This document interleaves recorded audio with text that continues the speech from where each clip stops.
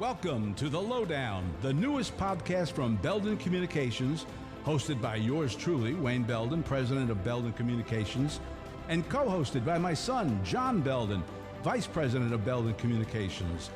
Listen on the first Friday of each month to The Lowdown as John and I chat and get candid with those in the know about the hottest issues affecting all of us in Volusia and Flagler Counties.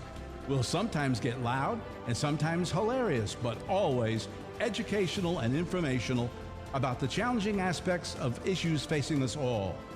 Which topics will we cover and who will be our guests? You'll just have to listen to find out.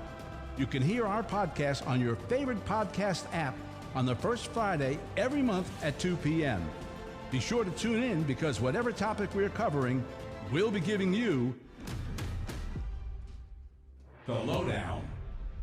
Welcome to The Lowdown, a podcast created with you in mind, easy for me to say. This is where we talk about issues with pertinent guests that affect all of us in Volusia and Flagler counties.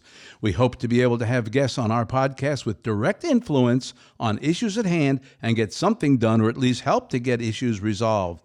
So let's get things started by introducing my co-host, my son John, who's vice president of Belden Communications.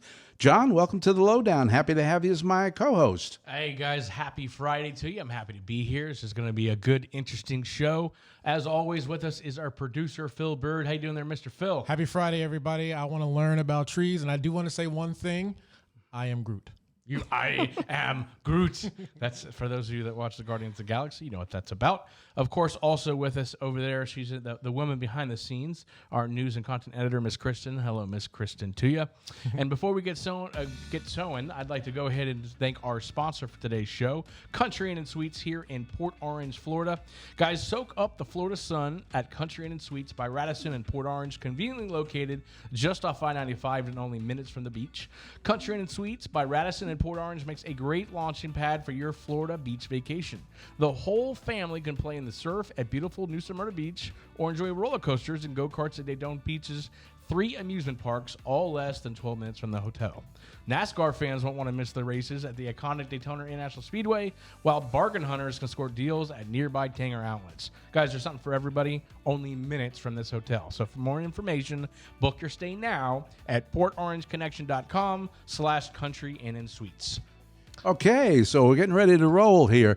Now, I want to make a correction because on the opening, you heard me say the first Friday of every month, okay, and that is true. But today, we have this is a special lowdown because we're going to be talking with our guest, who's Amber Carson of Action Tree Care.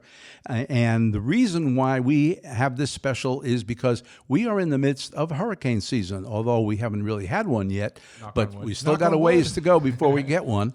And if you have any large trees in your front yard, this is the time of the year that you want to consider what to do about them when a hurricane comes. Because there are responsibilities that you have as a homeowner if a hurricane comes and the limbs start blowing around like missiles. There are some responsibilities that you have, and so this is the time to really look into getting those things pruned, or to at least call somebody in authority that knows what they're doing to come and look at your tree and give you some advice. And that's what I did. That's how I found Amber. I had a huge sycamore in my front yard. Yes, you did. And I mean, that thing is about 80 feet up, and I was concerned looking at the tree and all the houses and my neighbors around me. You know, if a hurricane comes, what happens, to me, if one of these limbs gets blown down and into somebody's house or hurts somebody or their car? And so I decided to look into it, and I was advised to talk to an actual arborist and not just some guy with a chainsaw. There's a big difference. And our guest, Amber Carson, is a certified ISA certified arborist, correct? Yeah, I'm a board-certified master arborist. Well, so we got not just Wow. arborists, So we got top of the table there. Right. Okay. You are an Because authority. now your website says that you are an ISA certified. Okay, and that's where I got that from. I'm that as well. Okay, so you were very informational to me and helped me out a great deal with my tree because I was very, very concerned about it. And you and your crew came out and did a masterful job, I might say. And my tree is healthy. It's been really thinned, nice. so it's ready for the storms. And You gave it a facelift. Did a good job. yeah, you gave it a tree lift. Tree lift. Lift. Yeah. So tell us tell us about tree trimming and pruning and all that kind of stuff. What is the proper way to go about pruning a tree? Well, I can tell you what the not proper way to go about trimming your tree. A lot of times what people will do, or what other, I'm not going to say specifically, but what some companies will tell homeowners is, we'll come in and we'll thin out your tree. And we'll thin it out so that the wind can blow through it. I hear that a lot from customers. And Makes sense when you hear it. hurricanes come, yeah, it really does. It makes a lot of sense. And what I have to explain to customers is that if you thin out your tree and you remove a lot of the interior foliage, what you're doing is you're lion's tailing your tree. So you're putting all of the foliage at the tips of your branches, and that's creating an issue where all the force can be applied to the tip of that branch. Force meaning gravity, wind, rain, whatever force is applied. And then you have a situation where you have a long lever. And the long lever has the weakest point of that lever is at that branch union. And so when you apply force like wind, and all of that wind hits the where the foliage is at the tip of that branch, it is more likely to fail. So what you would want to do and what you would prefer to do is what we call structural pruning or deadwooding. It's what we did with your sycamore, is that we came in and we trimmed at the tips of the branches and we took out the dead wood. Because the problem with a lot of trees is when they have dead wood, the dead wood is what falls. And after storms, that's what you're picking up, is a lot of the dead wood and a lot of the branches that weren't trimmed properly. So you guys, I can tell you from experience, okay, now you've already had them come out to your home and you've learned all this, but from somebody that's really never worked with tree companies prior at my property, when you look at a tree company and being ignorant, you just think it's people that are just like, they go up there and cut them down with a chainsaw. It's really interesting when I start talking to you that you really know your things from A to Z, and it's, okay, you know what, actually, this is you need to make sure you got somebody else what the heck they're doing. Let me interject and tell you what I did. Okay, the first thing I did was I called my insurance company to find out, okay, about having a tree of this size and a hurricane. Where am I responsible if something from my tree blows into another house or a car or damage? Right. Am I covered? This, that, yada. And what I found, the first thing they told me is, before you go and hire anybody to do any work on your tree, go and find a real arborist, somebody who knows and has studied and has training and to know how to work with the tree. Don't just grab any of these guys coming around with a chainsaw. Yeah. And what happened, and that was good advice, because leading up to the hurricane season, I had every day guys coming simply because they see this big tree in my front yard, coming up and telling me, all these wonderful things that they can do and yada, yada, yada. And just by the looks of them, I didn't know, were they bonded? Were they licensed? Were they insured? Which I found out if they don't have those things, you don't let them on your property. Yeah. And it's really tough too around hurricane season, because if a hurricane does hit, that's when it's prime time. It's go time for a lot of tree companies, and homeowners are just, they're in a position where they're vulnerable. Right. So they're in distraught. They have, whether a tree had failed and hit their house or failed and went into their front yard, it's kind of a traumatizing experience. Of course. And so you have tree companies out there, and a lot of them, they do, I believe, sincerely want to help. And then there's some of them that just want to make money. Yeah. And you're gonna be entered into situations where you have somebody knock on your door and say that we're going to remove this tree for such and such amount of money. Well, you're not really you're in kind of like a time constraint. You have a tree in your house. Do you have time to say, well, where's your insurance? Yeah, they're just like, please get it off. So, but that is something that a homeowner should absolutely do. If they can't provide you at least a copy of their workers' comp and general liability so that you can check the phone numbers and call the companies that are on those copies. It doesn't even have to be a COI, because a lot of times what we'll do is we'll send a COI that directly from the insurance carrier, but that takes time. Right. So if you can at least look at the copy of the insurance, check the phone number, call it. It's a quick phone call. This is the company that's at my door. Are they insured with you? Right. And what is their policy? And if the company's like, absolutely not, well, goodbye. But then the guy has a chainsaw in front of my door. Yeah.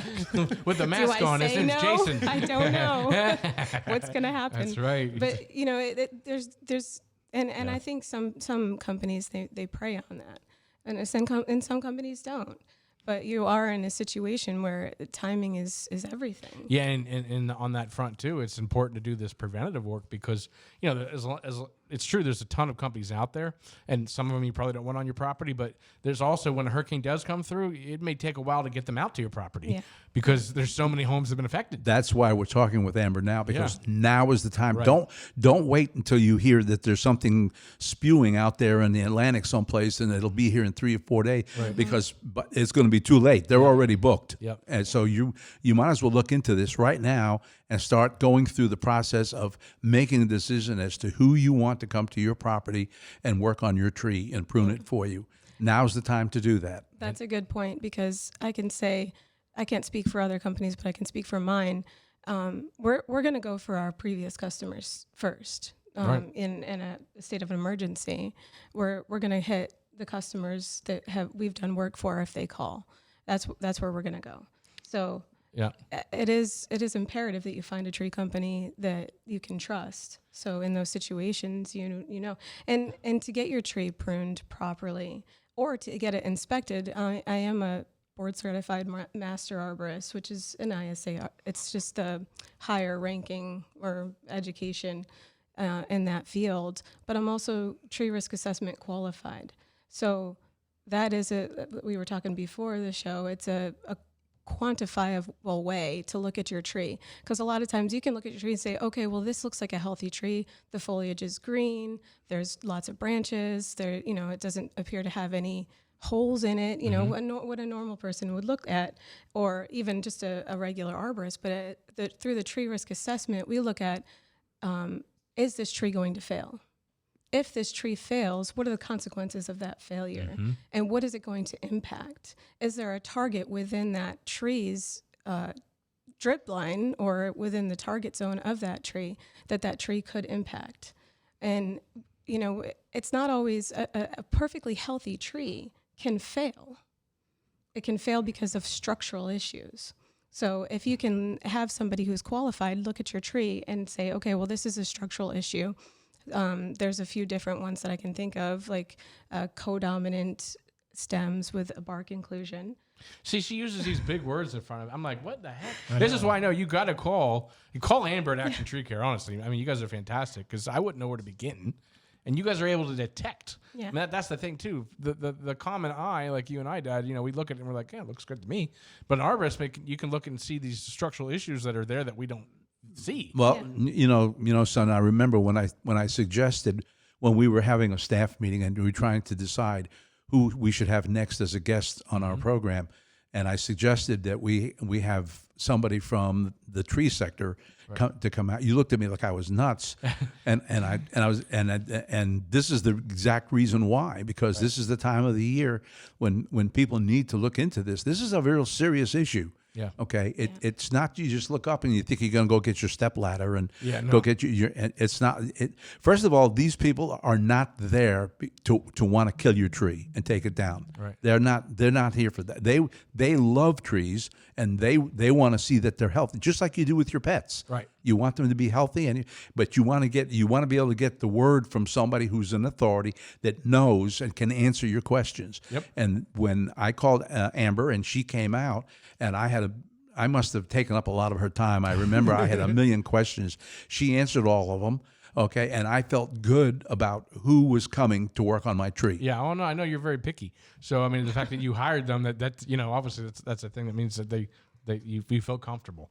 Right. So it's important. And look, we're in Florida. This is something that, I know we've been very lucky this year, but it's very common. I'm born and raised here in Florida. We have a lot of bad storms and trees often come down. Yeah. And so if you're going to live here, this is one of your responsibilities as a homeowner or renter or whatever. Make sure somebody's out there. Huh? That's what I was just going to ask. What can renters do? You get in front of it and have your owner, right? Call some tree company. Well, there has been times where I've come out to a rental property and I've written a report for a tree risk assessment, and they were able to submit that to the the owner of the property. And at that point, it is up to the owner what they decide to do, if nothing. But at least they're aware. And I mean, all I would say is that if I rented a house and I showed the owner, look, there's a problem, they did nothing, and then a tree fell and damaged my vehicle, I got something in my pocket saying, look, it was known there was a problem, they neglected it. So I don't care if you're an owner or a renter, if you have big trees on the property or any trees for that matter, you need to have them looked at. This is a good thing to do. It's a responsibility. And I've ran into that situation just recently, where there was trees in I believe it was condos or something, and the tree failed. A large branch failed and fell and hit the car. And the renter was trying to sue the owner of the building complex. Yeah. And the building complex hired me to go out there and not only look at that tree, but look at all the trees. And he was asking me, he's like, well, do they have a case? I said, well, are you an arborist? Did you know, were you aware that this tree was going to fail and cause damage to that vehicle? Because if you were an arborist and you were able to look at it and say, okay, well, this limb looks like it's going to fall and cause damage, then you would be held liable. If you did nothing. If you know, then you're liable. Right. Understood. But he did ask me to look at the rest of the trees in the property, and now he knows. And That's good too for business owners. I mean, you got a lot of trees on the property again. I mean, don't wait till it's too late, right? That's what we say all the time. Right. And I do love trees, and I will save every tree that I can. But I'm very realistic about trees. I went and visited a property last week. The homeowner had asked me to come and inspect the trees on the property that they just bought. And the one tree, there was 3 trees in the front yard. All of them were laurel oaks. All of them were in terrible shape. But the one was a very large laurel oak, about 30-inch diameter, and it was leaning towards the house, completely infested with borers and fungus that is a white rot fungus. And I won't lie to a customer just to even save a tree. I'll tell you the truth, and I mean, I can be very blunt, but I said, sir, this tree has got to go. It's going to fall into your house. Yeah. And I'm sure it would have. Yeah. There's no and doubt. you could either control when and how, or it will do it itself. Yeah. And his response was like, well, I love this tree. I love trees. And I'm like, sir. Do you provide tissues and stuff like that? Well, when no, I they just start look at crying? them. You just moved here. You can't love it that quick. But you got married fast, I love trees. And I'm like, sir, I love trees too. But this tree has absolutely no emotional attachment to you. That's right. It does not love you. That's And right. it will fall on your house. That hurts. I've and been it in will therapy hurt for your that kind of family. thing before. Yeah. One of the things that I like to watch on TikTok is people cutting down trees and they falling in the wrong direction. Yeah. Right? When you're doing that, how do you guys choose where it falls? Like, how do you know? That's rigging. It's usually dynamic rigging and a lot of experience. So can you explain what that is? Dynamic rigging? Yes. It depends on what type of tree and where the tree is, whether or not it has to be rigged. But a lot of times it's roping the tree down and cutting the tree, hinging the tree, drop cuts. There's a lot involved. I'll put it in your language that you and I would get. It's basically, if I'm understanding correctly, it's cutting it at certain angles and pulling it a certain way as it's going with the rope. Yes, that is our Here, climber. look at you. Yeah, Yes. and doing that helps control it. But yeah, we have seen those videos where it's usually one of these fly-by-night companies that come in from out of state that doesn't have the licenses and like, oh, I can take care of it for you. And the tree's gonna fall right over there, but it lands over there on a car. Yeah, I actually just watched that. I went out to Lake Helen.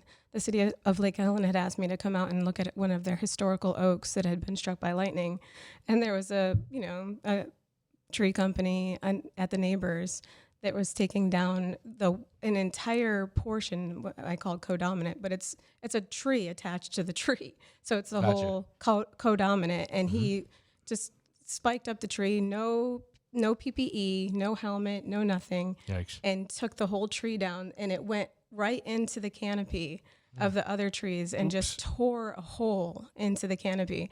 And he's like, woo, look at that, fell exactly where I wanted it to. And I'm standing there with the city of Lake Helen, the employee there, and I'm like, can I just mess with him a little bit, So I messed with him a little bit, but I that mean, shouldn't have happened, buddy. no, that was absolutely not. But I went up. I was like, where's your permit?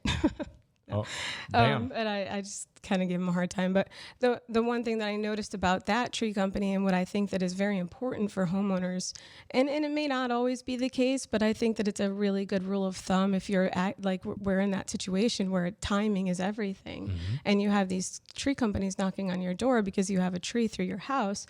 If they're not wearing shirts with logos, there might be a problem. Yeah. If they don't have logos on their truck, Yeah. there Okay. might be a problem. I'm glad you because I was going to go there next. Okay. I was about 75% sure I was going to hire you after I had met you and you had answered all my questions. But I was sold completely when you came back with your crew and to give me a quote. Okay. And I got a chance to look at your uniforms, your vehicles, what they look like, the tread on the tires.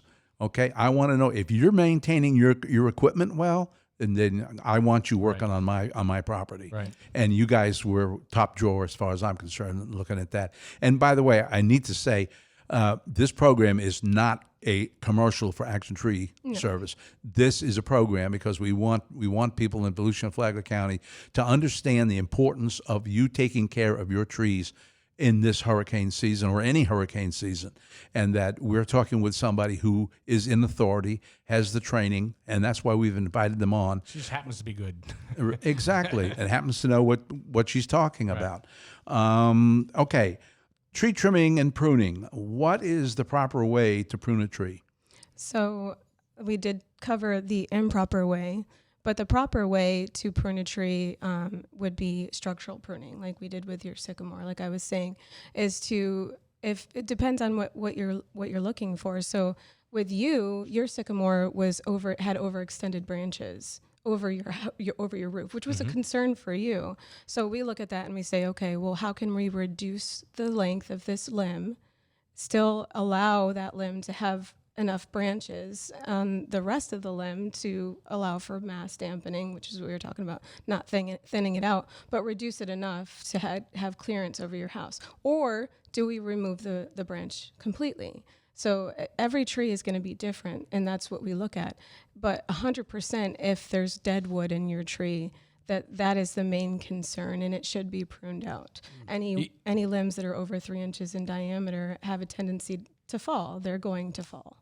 You guys, I've years ago, I remember, because I've had tree companies come to my house all the time and try to sell me, hey, this, that, and the other.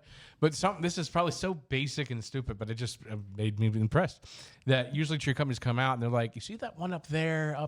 You guys had a laser pointer. Yeah. And I know that's so dumb, but that to me was like, that is so smart. Why don't company, and you guys really take the time to think. And I loved how you and Eli and some of your work actually communicating with, and they were like, okay, well, what do you think about this? And what do you think about that? And you take your time in the detail. And again, so when we talk about a true arborist, a real company, there's a big difference when you get that takes their time and they have knowledge versus some guys like, yeah, I'll get up there and cut it down for you. Well, and what they're going to do too is spike up your tree, which is a no-no, especially for a sycamore because they're very thinned. They have very thin bark. And they're going to thin it out. They're going to take all the water sprouts out. They're going to take all the foliage off of it, which for a tree it's what they need. Foliage is food for a tree. So when you come in and you over thin it and you take all of that interior out, you're not only, what we talked about earlier, creating structural issues in the future, which we call lion's tailing by distributing all of the foliage at the tips of the branches, but you're also taking foliage away from that tree that could create food for the tree. So you're running into two issues, but it's easier for most climbers and tree companies to just go in and remove all the interior foliage, spike up the tree and come back down. But now you're creating a more of a risk to your home and to your vehicles with limbs that are going to fail. Because you're essentially killing it by doing that. Well, yeah, you're not killing it right away, but what you're doing is you're stressing it out. Of course, yeah. So now and then you're creating it's kind of a double-edged sword. So you go in and you remove all the interior foliage, and what the tree is eventually going to do is it's going to send out water sprouts, because it's stressed out. I don't want stress. I'm sure the trees don't either. No, we don't like trees. We don't like stress trees. No. And that creates one of two issues, actually. it does create more foliage for the tree, but the tree has to use energy to push out those sprouts. Gotcha. So now any energy that tree had stored to allow it to have growth and defense and, become structurally sound so it doesn't fail is now gone. Who knew, Dad? Who knew trees were so smart and complex? Well, They're very complex. that's why I wanted somebody who knew something about trees, with the exception of me. Yeah. I don't know anything about trees because they provide shade, and that's all I need to know. Yeah. Shade good. Okay, so I need to know. So pruning is essential for a tree to grow. Pruning is essential. Pruning is not essential for a tree to grow. Pruning is essential for a tree that is in a residential area. So if you have a tree that's in a forested area, you're not going to go in and prune that tree. It's useless. Why do that? But because you have trees and you want you to live with your trees, they have to be pruned. And like I said before, deadwooding is the most important way of pruning because deadwood falls.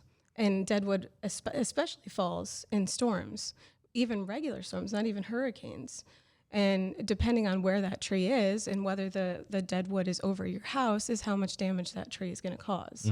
So 100% essential to get the dead wood removed. And if you have any overextended branches from previous prunings that were done improperly, have that tree structurally pruned to correct that form of that tree. That way it's less of a risk. And allow those sprouts to continue to grow that have been removed previously, because that's going to create what I was talking about before, that mass dampening. So instead of thinning out your tree, you allow the foliage interior to grow, and that helps that tree to balance the load of that wind. Okay, let's talk about transplanting.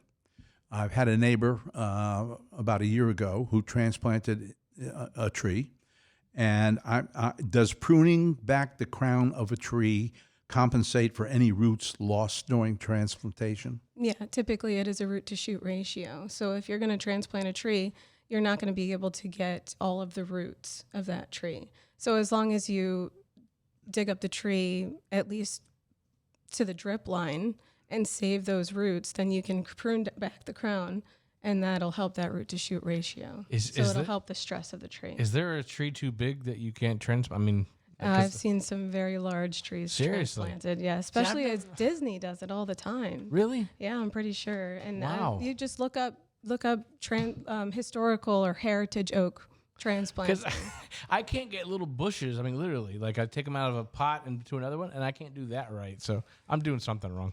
It can stress a tree, and wow, there's chance that it may not survive, but gotcha. If done correctly, it can survive. Can the soil around a tree be attributed to any tree damage or debris from a hurricane? That's I'm not sure how to answer that question. The soil can affect the health of a tree, which can cause the tree to fail. Yes, and have more failure, more debris. Okay. During a storm. So what can a homeowner do about any soil problems around a tree to prevent future issues? They should definitely get it tested for pH, for any nutrient availability in the soil. Bulk density testing, which is a little bit more advanced than probably we should talk about here, but basically the density of the soil and whether or not the roots can penetrate. Okay. That's a big deal. It is a big deal for roots to be able to penetrate the soil because they need air to grab, and water okay. and nutrients. All right, guys. Well, once again, I want to go ahead and thank today's sponsor of Country Inn Suites here in Port Orange. And after a day at the beach, head to the free laundry facilities here at Country Inn Suites by Radisson and wash the sand and salt out of your swimwear. Relax at the outdoor pool when you want to break from sightseeing or hold a family party on the patio, complete with a barbecue grill. That's my favorite part. If you need to prep for a meeting visit the business center to take advantage of printing services. And in the mornings, you can fuel up for more Port Orange adventures at the free hot breakfast featuring the signature waffles here at Country Inn Suites by Radisson. If you haven't had a waffle here at Country Inn Suites, do it. They are that good. Remember, guys, book your stay now at portorangeconnection.com/Country Inn Suites. Thank you so much for sponsoring today. Excellent. Excellent. John, do you have any trees in your yard? I do. And again, I was talking with Amber earlier because I don't remember the names of them. But, man, I trimmed them myself recently. Now, let me tell you right now. That's another reason why you should hire a company, because it took me a very long time to trim them, and they stabbed me, and I put on gloves and all of that stuff, but they stabbed me like all get it out, and I was trying to find out if there were certain gloves I could put on, but that was something in my mind. I figured these are too small. A tree company's not going to want to come out and do it, but then again, maybe it doesn't hurt to at least have them come out and get a quote, right? Yeah. Yeah. So so yeah, I did. I trimmed these things back, but it was a big pain. Looking back at it now, I'd rather have just had somebody come out and do it for me, because it took me weeks. I literally had thorns coming out of my hands. And I believe what we had discovered is that it was either a Sylvester or a medjool palm that you were trimming. They're real tropical looking. Yeah. Yeah, and they're gorgeous trees. But every time I was going, I got 20, 30 times. My kids didn't even want to help me. I mean, seriously, Phil, it was crazy. And even with gloves, they were stabbing me left and right. So Yeah, they're pretty stabby. yeah, they're spiky little boogers. But Amber, I have a question for you too. So this may be a dumb question. I don't know. There are no There's dumb questions. So when you have giant limbs over power lines, who are you guys in charge? Like, how do you guys protect Just FP&L? yourselves? Like, you guys work together? Like, how do you protect your team? The situation varies. We're not utility pruners. It's a whole different certification. So depending on how far those limbs are from the power line and whether or not they are live, you need at least 10-foot clearance as just a basic regular climber or to trim the tree. Otherwise, you'd have to contact FPL and have them shut those lines off. Interesting. yeah, you don't want to mess with those yourself. No, that is very extremely hazardous. All right, I'm going to show you a picture, okay, from your website. And I want you to tell me, how high is this guy in the air? That is a crane removal, so he's extremely high. Wow. That was a crane job that we did. Takes a lot of guts to do this too. Yeah. I tell you. Yeah. 'Cause- And again, that's a good picture to point out. Another one thing that you want to look for in a tree company: helmets, yeah. PPE. If they're not wearing PPE, I see it all the time. And I'm not here to judge. Everybody has to make money. Everybody needs to do what they need to do. But as a homeowner, I want to make sure that you're protecting yourself and that you invested enough in your company that your employees are protected as well. Right. So Absolutely. I had, I think, 2 or 3 of those guys at a time up in my tree. yeah. And I remember sitting up there looking at that going, whoa, Yeah. why am I sweating? And there was a few times too, I was like, sir, I'm going to need you to move back. Yeah. Yeah, I was asked to, get away. I'm going to need you to back up. Just out of the way in case anything was to fall. Okay, so now we've been talking, right now we've been relating mostly to my tree, which is a sycamore. What are other types of trees that are very prevalent in this area that people need to be concerned with Oh, geez. for hurricanes? I wouldn't be specific as the species of tree, but more where the tree is located would be more concern. So I know a lot of times people will look at a tree and say, well, that seems very close to my house. And they can be. I've seen trees that are about a foot, maybe 6 inches from a home. And that is less likely to cause damage than a tree that's 15 feet from your house. Really? Yeah. I mean, you got to think about gravity and force, Yeah. right? And dynamic loading and physics. Yeah. So if a tree is a foot from your house, how much room does it really have to fall to create enough velocity and enough force Oh, man, I didn't to even cause think about that. damage? Yeah, that's a Wow. different way of Yeah. looking at it. Yeah. But if you have a tree that's 60 feet tall and it's 15 feet from your home, Got the more speed. likelihood of that tree actually causing damage is a lot higher than one that would be closer. So This is what why- about the branches that are in, like, let's say I'm Wayne's neighbor and his branches are in my yard could damage my house. Who's responsible for those branches? You. Okay. That's You can actually, you can look that up. It's called air laws. And that was created in, I believe, the state of Florida for those reasons. So even in a storm, if a tree in your neighbor's yard falls into your yard, you're responsible for that tree. Really? Because now you take ownership of that tree. If the neighbor next door's tree falls in my yard, Yes. I had nothing to do with it. It fell over the fence. Yep. Now it's my responsibility? It's your responsibility. Oh, that's a up BS to the law. I'm property sorry. They line. didn't fix that. Yeah. I don't like that one because, I mean, now that brings up a whole other. I got trees behind me that are hanging over the fence, but I looked at the trunk and I said, well, the trunk's going over the fence. I ain't got to worry about it. Well, see, Okay, well, that's- Amber's right there. Call Yeah, her. that's a whole other. And I've talked to a few different insurance agencies to verify this. Yeah. But if you can get a letter from a certified arborist stating that that tree is a hazard to your home and it's in your neighbor's yard, then you submit that letter to their insurance company, your insurance company, and said certified mail to your homeowner, the neighbor. Then if something were to happen, their insurance would be liable. Yeah, because I think if anything, it's a nuisance to the fence. If anything comes down, the fence is going to go bye-bye. So yeah, that's all. I didn't realize that. Yeah, that's air laws. So, wow. this makes me think now. Okay, so we're talking about preventative stuff. So let's say I own my house, and John's next door. His trees, I gotta bring branches, these. or they could threaten mine. I don't have to tell him that I'm going to cut these branches down, right? Nope. No, 'Cause as it's in long my as you yard. don't cut those branches past the property line. So there are fine prints. So you can't cut the branch. You can't Phyllis is up there. trespass. Air law. Yeah, you can't. Yeah, air law. You can't trespass onto his property in order to trim those limbs. Any company that you hire cannot trespass onto his property to trim those limbs. And you can only trim them back to the property line. And the trimming of that tree cannot cause any health issues to the tree. So if your pruning of that tree kills the tree, then you may be liable.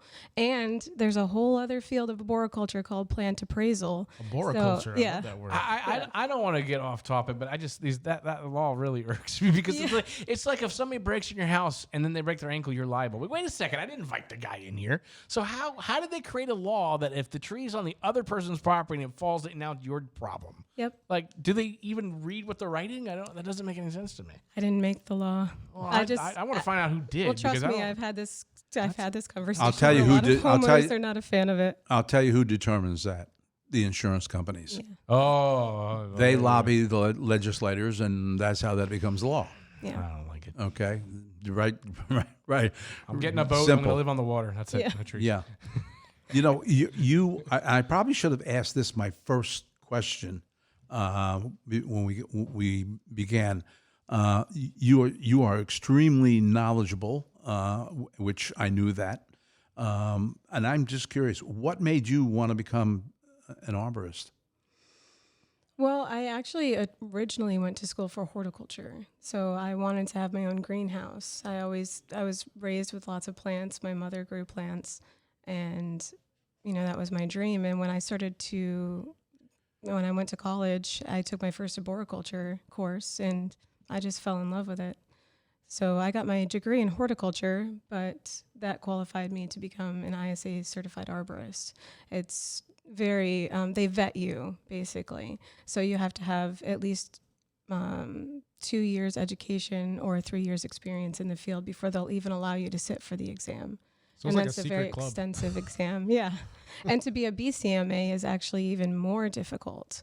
They vet you even more, and then you have to get 8 points from 4 different fields: education, experience, and then a few other things, certification, and you have to be vetted. And it's an even more extensive exam, even more difficult. I believe there's only 22, don't quote me on this, but I believe there's only 22 board-certified master arborists in the state of Florida. And you Really? And 400 in the country, yes. Do you guys meet and hang out and ha ha ha? Yeah, it's like a Some, secret club. we really should, but we don't. In a But treehouse. I mean, Right. believe it or not, it's not as tree companies. I think can be I get along with other tree companies, but in the field of arboriculture, the colleagues are very close. Really? So I have a lot of friends that are arborists. Do you guys We meet? talk all the time. Do you meet in tree houses? I'd like to call this meeting to order. Okay, so guys, whoever's listening, we need to get a tree house. That is freaking, that's awesome. Yeah, there should be a tree association of some Yeah. type.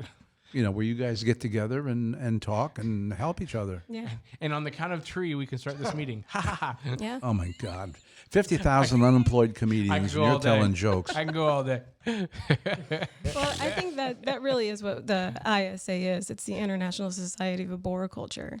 So they do have really extensive exams, tests.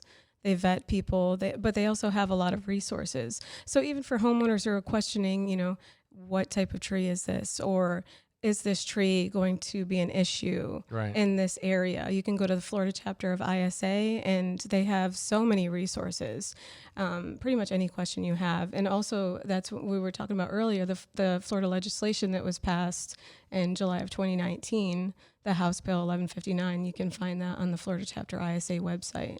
So that'll kind of, help you.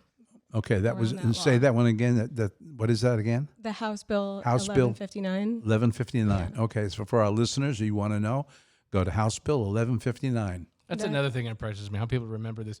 It's 1159.84. I'm like, I would never in a million years remember. I give you a lot of, my point is I give you a lot of credit because you definitely know what you're talking about. And it's impressive because it's something that I never really thought that, okay, there's this whole psychology behind it, but there really is. So Yeah. when you're getting your trees maintained, trimmed, removed, what have you, make sure you get somebody what the heck they're talking about. Right, and I'm going to address this because this was one of the first things my wife asked me after they had been to our house and had gone.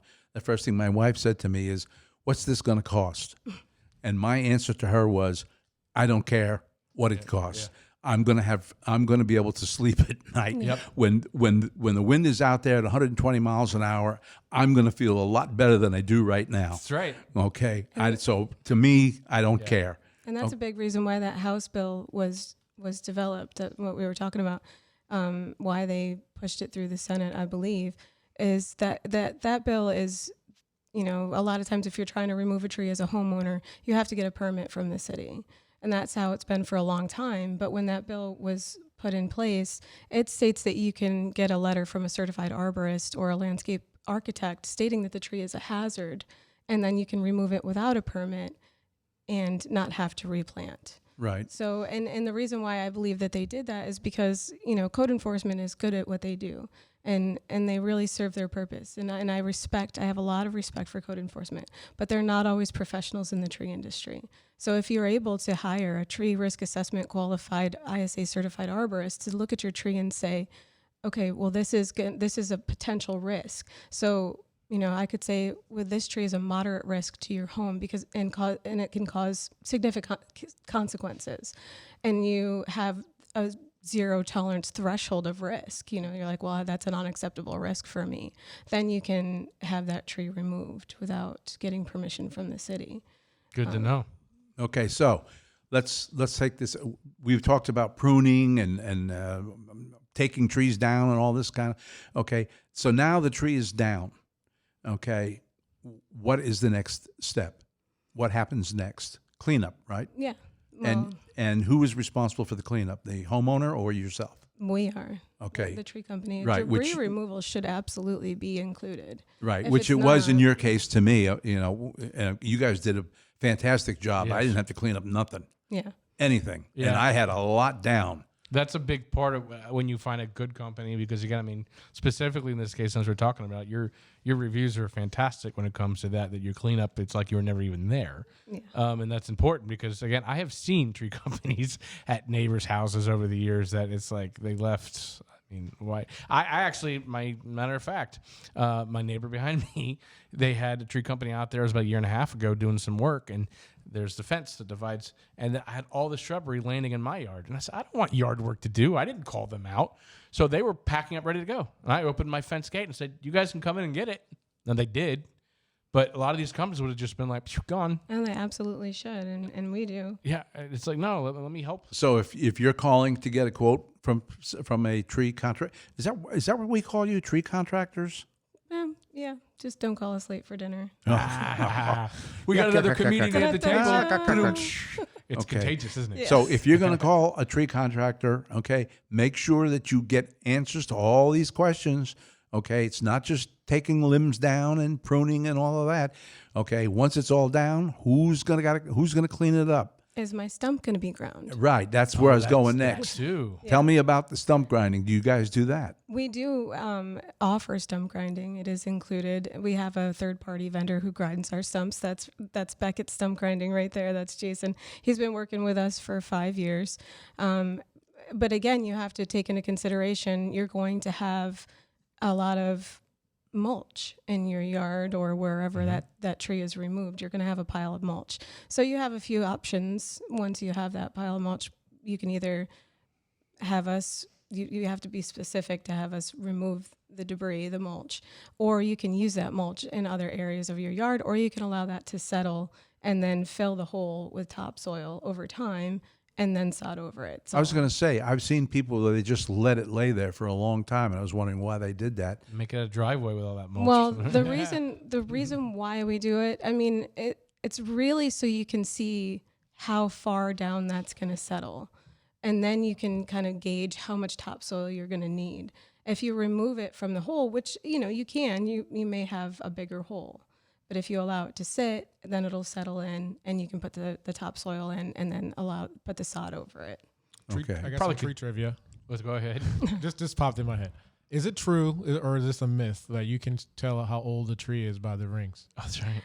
Is that true or no? It is true, but there's a caveat. Okay. Okay. So in the northern part of the world, you can definitely tell a tree by the rings because they have a season change. In Florida, it's a little more difficult because the seasons don't technically change. So there's other ways, more mathematical ways for this location that I can use based on what the species of tree is, the diameter at breast height, and then you can do some math and try and figure it out. But it's a little bit more difficult. It's not a myth. It just depends on if you're in a temperate climate or a tropical climate. What about the mulch? Can you sell the mulch that's left behind? I would sell the mulch. Heck yeah. So there you go. Nice. Yeah. Sure, you can get a pretty dollar for all that mulch, too. Yeah. Leave that right there in my yard. That's my cash right Bag it up and $10 a bag. there. That's it, man. I see companies sell it all the time. Now, how often are you called out by someone, and when you get there, they don't know what they want? Are you ever faced with that? Yeah, like Often. 90% of the time. Okay, I pretty much knew what I wanted. Yeah, you pretty much knew what you wanted. You wanted answers mostly. Right, that's what I was looking Yeah. for information. And I think that's a good point. If you hire a professional who has the qualifications and the certifications, find out what you want to ask them, what your goal is, what your intentions are. If you want the tree removed, find out if that's even possible, or if that's something that they recommend that you do, or if pruning is an option as well. But come in with your questions, and not just, what are you going to do with my tree, but what are your qualifications? What is your insurance? How long have you been in business? How many people are on your crew? Yeah, those are all very important questions because they're coming on your property. And if you don't want any responsibility, you better make sure they have what they need. Yeah, how high of a policy do you have? Right. We had when your crew showed up, there must have been 20 guys there. Sure, it felt like that. It was also very hot. Yeah, they were all wearing their neon shirts and Yeah, very, very safe, helmets, very and professional. they had their equipment. And I was constantly told on my own property to get out of the way. That's good, though, for your safety, right? Right, Yeah. told me Yeah. to move. And Well, at that point, the homeowner's a liability. right, Yeah. right. Homeowners trying to climb Yeah, up the tree with them. Where's your PPE, Wayne? Yeah. Where's Right, your man. protective equipment? I almost I gave think him that's my a personal helmet. question Yeah. you're asking me, wasn't it? Sounds like You a have a- personal question. That's right. That's our Love Line podcast at midnight on Fridays. Yeah, sorry, folks, if there's kids listening. Well, this has been very informative. Is there anything that you would like to add that we haven't addressed so far? I don't believe so. I think that, the big thing to address here is hiring the right company. And I'm not here like you said, this isn't a commercial for Action Tree Care. This is, let's look at your options. There are many options. There are professional companies, but to be mindful of who you're hiring is so important, because they can make a tree that wasn't a risk. And Wow, that's deep right there. Yes. I like to go. Yeah. If lightning Me too. strikes, I like to strikes go a there. tree, do you automatically have to remove it? Not necessarily. No? It all depends on the tree and the strike. There's so many variables with lightning strikes, but I've seen live oak survive lightning strikes for a long time, and I've seen them completely die within a short amount of time. It all depends. Most trees don't. I think live oaks are about the only ones that have good survivability. Pines have good survivability, but you're talking about 50,000 amps of electricity at 30,000 degrees going down the center of your tree in 0.2 seconds and grounding out. So if your tree gets struck by lightning, you absolutely want to have that inspected immediately. Yeah. Now, pine trees are struck a lot. And do I understand that pine trees have a lot of water in them? All trees have a lot of water in them. Pine trees have a lot of water and sap. But, I mean, that's another good point. When a tree is struck by lightning at 50,000 degrees, all of that water dissipates. So the best thing to do immediately if you suspect that your tree has been struck by lightning is to water it.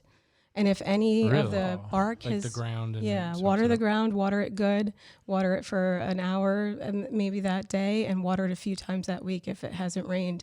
Because, again, all that water has dissipated, and that cambium layer has just been hit hard. Thirsty. Yeah, it's very thirsty. And if any bark has been blown off, which happens quite a bit, you can pick the bark up and put it back on the tree and then wrap that. Get out And of then here. Sometimes What, if the tree doesn't Band-Aid? die, A tree Band-Aid? Wow. if the tree doesn't die and you get it within a few hours, it's possible that tree that the bark can fuse back into I was just thinking, there's a lot of guys that like to do that with their hair. It's just falling out. Like, no, get back up there. But if you aren't able to, and there is a wound and the tree survives, trees are able to compartmentalize. So what they do is they heal wounds, or they seal wounds. They don't heal, they seal. So they'll seal up that wound. But if they aren't able to, then you can look into, in the future, treating that wound with insecticide, because you'll have some insects that want to kind of bore in. Am I correct in assuming that pine trees are hit more often than most other trees? Yes and no, because because pine trees have a tendency to be taller than a lot of other trees, and so with lightning is very adventitious. So it's going to go for what it can get to the quickest, and a lot of times pines are taller. But if you have an oak and just one oak with nothing else around, it's going to be more likely to get struck. So, I mean, trees can have lightning protection installed, and it can be grounded. If you have, most of the time it is trees that are high dollar trees, like historic oaks. But any tree can have lightning protection installed. I've done that for the Fairchild oak out at Bulow State Park. But any tree that's taller than the other trees, or the only tree, is likely to get struck by lightning.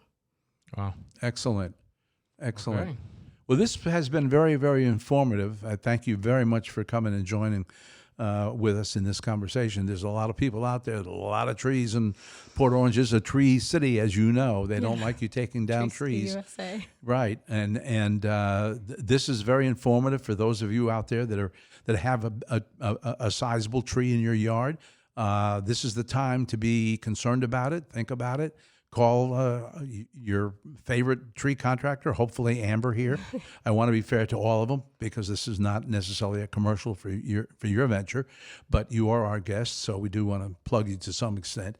I was very happy with the job that you did, and I'm a very picky guy. I am about people coming working in my house. I am very, very picky, and so thank you very much. And You're welcome. Thank you for having me. we look forward to sometime having you back in the future.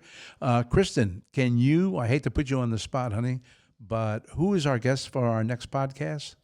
Adam Lee from the Volusia County Animal Services. Yeah, that's September 9th. Who was it? Right? September 2nd. First Friday. Adam Leith from Volusia County Animal Services. He's the director over there, I believe. And yeah, so that'll be another interesting topic when it comes to the animal control and whatnot. So absolutely, be a good show on September 2nd. Okay, excellent, very good. And we want to thank our sponsor. Yeah, we've done already. Thank you, Country Inn and Suites, for having us out. We appreciate you guys, and we will see you all next time on September 2nd. That's a wrap. Boy.